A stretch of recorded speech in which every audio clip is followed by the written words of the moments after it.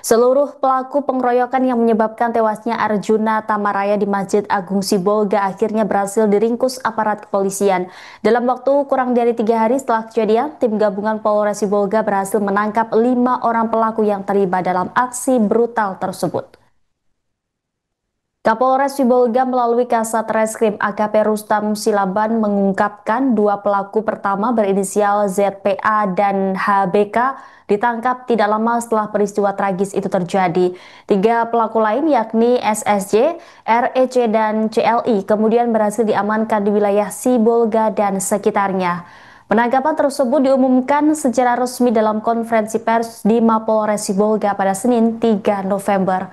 4 pelaku utama yakni ZPA, HBK, REC, dan CLI dijerat dengan pasal 338, subsider pasal 170 ayat 3 Kitab Undang-Undang Hukum Pidana tentang pembunuhan atau kekerasan bersama yang mengakibatkan kematian.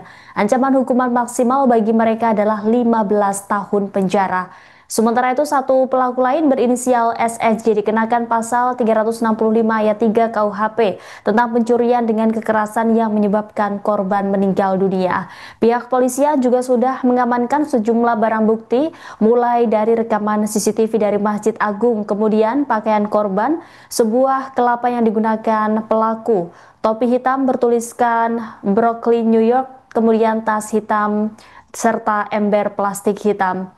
Adapun kasus ini bermula pada Jumat 31 Oktober ketika korban Arjuna Tamaraya yang diketahui sebagai seorang musafir hendak beristirahat di Masjid Agung Sibolga.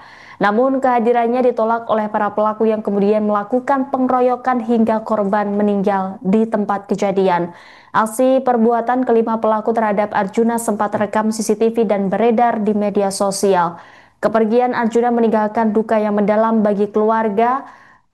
Paman korban Kausar Amin mengatakan bahwa keponakannya merupakan pribadi yang dikenal baik dan santun. Arjuna adalah sosok abang bagi adiknya yang kini sedang berkuliah di Banda Aceh.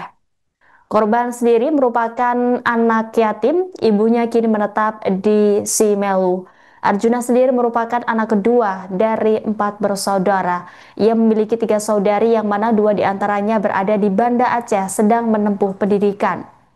Dikatakan Kausar ia mengetahui kabar kematian Arjuna dari aplikasi Facebook pada Sabtu 1 November pagi. Kausar sendiri kini sudah menetap di Sibolga dan berprofesi sebagai nelayan. Di sana ia menceritakan sebelum peristiwa pengeroyokan itu terjadi sebelumnya seminggu kembali dari laut, Arjuna menghubunginya melalui aplikasi Messenger. Di sana korban mengatakan dalam waktu dekat ia akan berangkat melaut. Sekembalinya dari melaut, ia kemudian menghubungi adik korban bernama Cahaya di Banda Aceh. Di sana adik korban mengatakan bahwa Arjuna kini telah berangkat pergi melaut seminggu sebelumnya.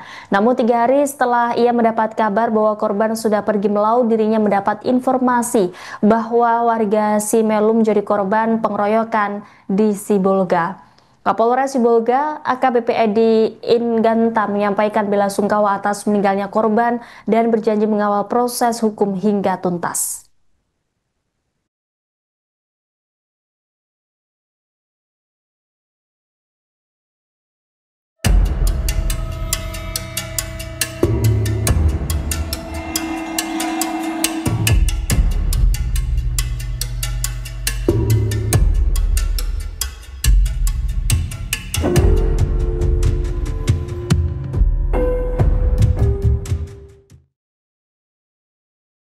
Download Tribun X sekarang, menghadirkan lokal menjadi Indonesia.